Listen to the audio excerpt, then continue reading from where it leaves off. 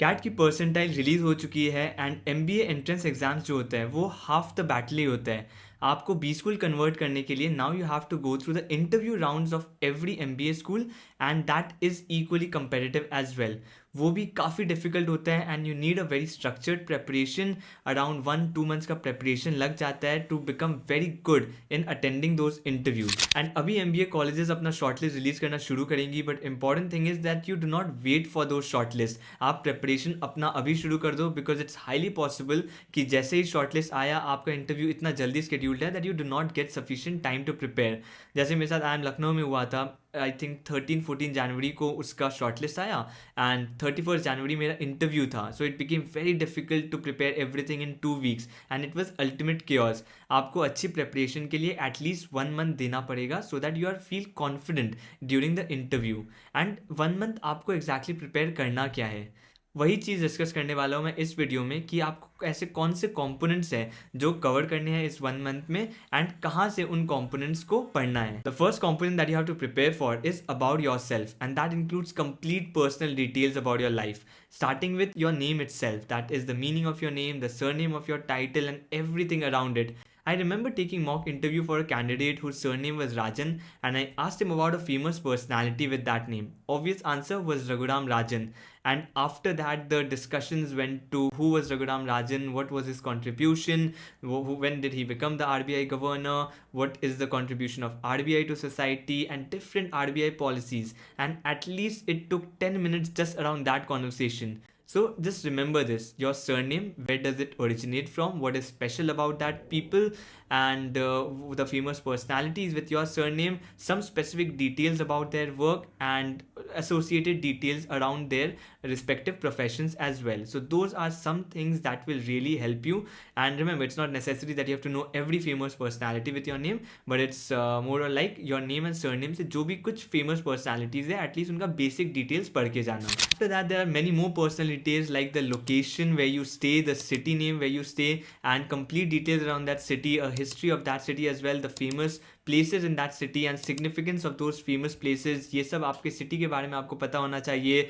उसके बाद your background as well, आप जिस भी स्कूल से हो उसके ओनर कौन थे, उसके फाउंडर कौन थे एंड मोर स्पेसिफिकली वो कब एस्टैब्लिश हुआ एंड उसका कंप्लीट हिस्ट्री। अगर कोई सिग्निफिकेंस है उसके नेम का देन वो भी आपको जानना है। Similarly for your under graduation college as well कि who establish that, when was it establish, the contribution it has made, some famous alumni from your schools and colleges and complete details around those as well.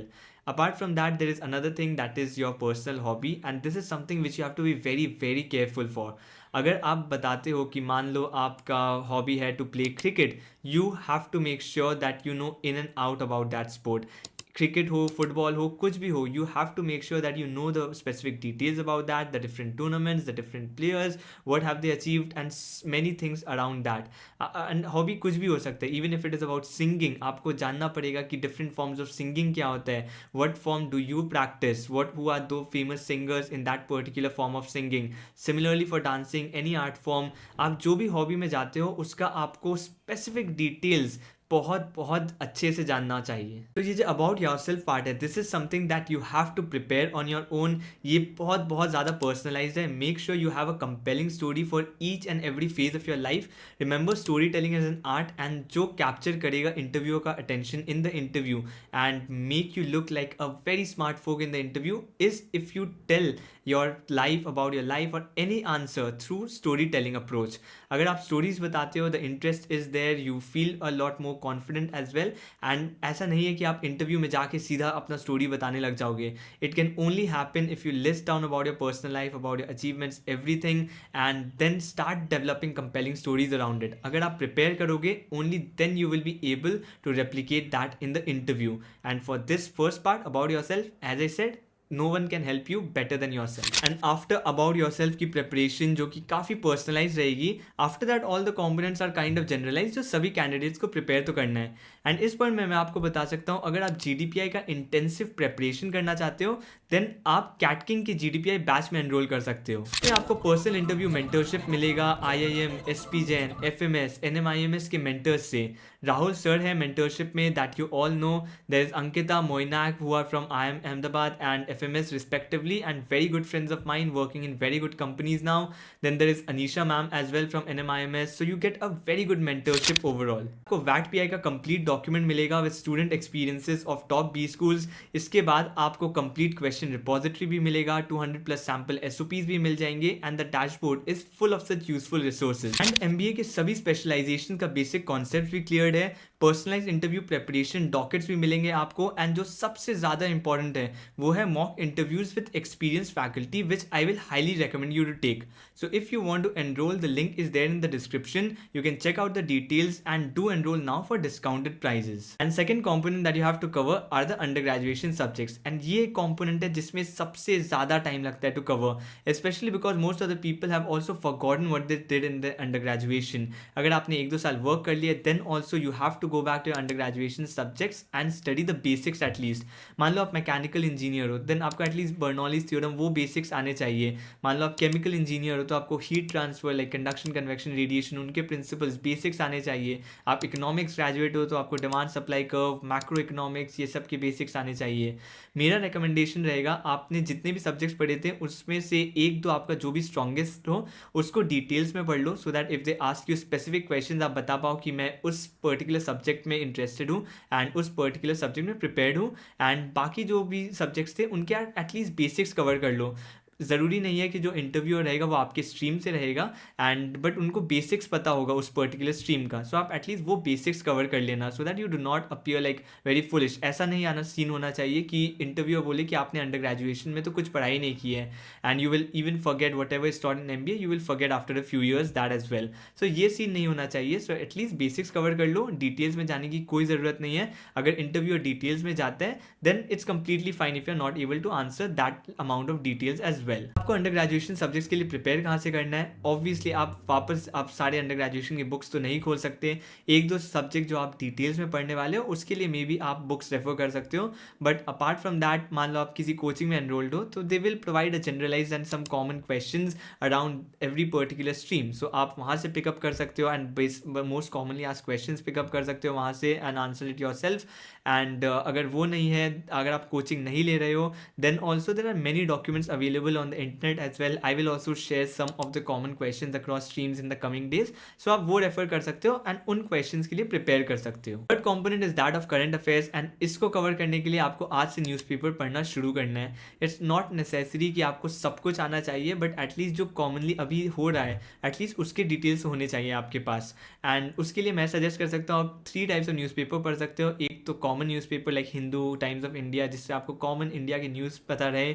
उसके बाद आप एक global newspaper पढ़ सकते हो, कोई भी हो सकता है वो, या तो वॉल स्ट्रीट जर्नल हो सकता है या तो न्यूयॉर्क टाइम्स हो सकता है. इकोनॉमिक्स मैगजीन पढ़ सकते हो which covers a lot of international Jio politics and it is very very useful.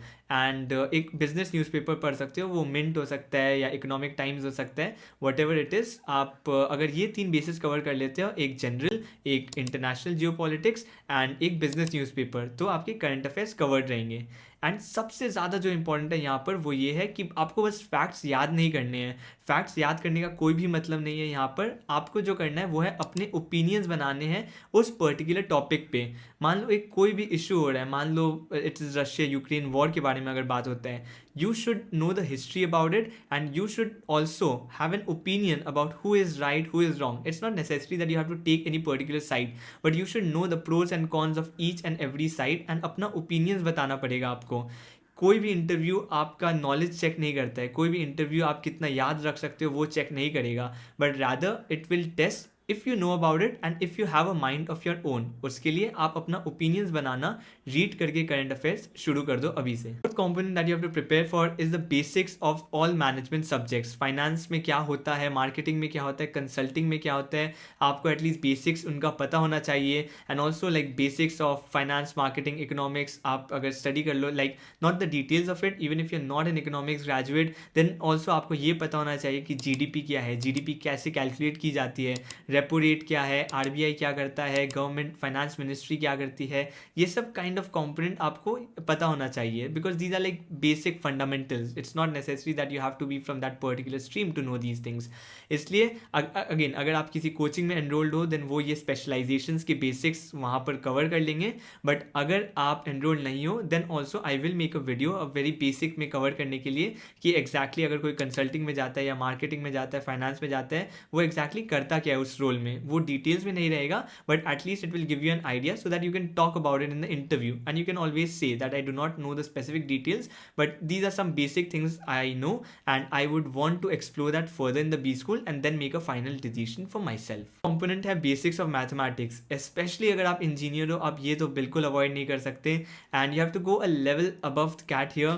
मतलब कैलकुलस में आपने जो डिफरेंस बेसिक्स एकदम डिफरेंशिएशन का, इंटीग्रेशन का बेसिक लॉज जो है उसमें से आप इंटीग्रेशन डिफरेंशिएशन कर पाते हो कि नहीं. हो सकता है आपको इंटरव्यू में इंटीग्रेशन सॉल्व करने के लिए भी दे दिया जाए बट वो काफ़ी बेसिक होगा, नॉट दैट वो IIT लेवल का रहेगा but basic differentiation, integration, graphs and functions बहुत इंपॉर्टेंट हैं. ग्राफ्स ड्रॉ करने के लिए कोई भी प्रोफेसर दे सकते हैं सो मेक श्योर आपका एटलीस्ट वो कवर्ड रहे. Probability is another important concept that you should know. ये मैथमेटिक्स में इंपॉर्टेंट कॉन्सेप्ट है. Even if you are a non engineer then also ये आपके लिए एप्लीकेबल है. प्रोबेबिलिटी तो डेफिनेटली एप्लीकेबल है, maybe not differentiation and integration. आप फिर भी एक्सक्यूज बना सकते हो कि you did not prepare that to that extent but usually +2 में कवर करते हैं लोग. So maybe the interview can grill you. It's better to be prepared but still graphs and probability जो है वो तो हर एक स्टूडेंट को बहुत अच्छे से आनी चाहिए because it's more of fundamental knowledge जो आपने कैट प्रेपरेशन में भी कवर किया था. Six component are the standard questions and these are questions like why MBA, your strengths, weaknesses, आपकी स्टोरी बेसिकली. एक तो आपने अबाउट योर सेल्फ में अपनी स्टोरी कवर की थी एंड इन आंसर्स के लिए भी just because if you know your life really well you will be able to connect it these particular questions with your life and this will make these particular answers very very strong. आपसे अगर why MBA पूछा जाता है, if you can connect it with the entire story of your life along with your skills and you tell that how your past connects with what your future plans are, it's a great narrative. As I've told, storytelling is very very important. आप अगर story का component ला पाओ, अपना personal life ला पाओ इस in answer in particular standard answers में then it's really really useful. आपसे कोई आपका स्ट्रेंथ पूछता है एंड मान लो आप बता देते हो कि you are very hard working, that is not a very good answer. What you have to do is if you are stating hard working you should point out those instances या फिर वो स्टोरी जहाँ आपने deliver किया है hard work, जहाँ आपने portray किया है कि आप हार्ड वर्किंग हो एंड कुछ अचीव किया है अपने हार्ड वर्क से. अगर आप वो स्टोरी कनेक्ट कर सकते हो in very very brief then it makes a great answer. And एक स्ट्रॉन्ग स्टोरी फॉर्म करने के लिए मैं सबको रेकमेंड करता हूँ कि आप अपना एक CV बनाओ. CV usually B school interviews में पैनल जो है देखते नहीं है but any way you have to prepare for it. And मैं जो सबको रेकमेंड करता हूँ वो आप एक बहुत डिटेल CV बनाओ जहाँ पर आप each and every achievement and each and every major incident जो हुई है आपके लाइफ में उसको आप डिटेल आउट करो. उससे क्या होगा, आप चाहे वो इंटरव्यू में आपकी CV काम नहीं आए then also it will help you understand कि आपकी मेजर अचीवमेंट्स क्या थी, आपका लाइफ स्टोरी अभी तक कैसा रहा है. Most of us have not introspected, most of us have not so deeply evaluated about our personal lives, how it has went so far. आप जब भी ये डिटेल्स देखोगे ना then you will start evaluating more about your personal life itself and वो आपको compelling stories बनाने में बहुत ज़्यादा हेल्प करेंगी. आप पहले अगर ये CV बना लेते हो उसके बाद आप वो आंसर्स फ्रेम करने लगते हो you will see it will be very easy to connect दो स्टोरीज to that answer.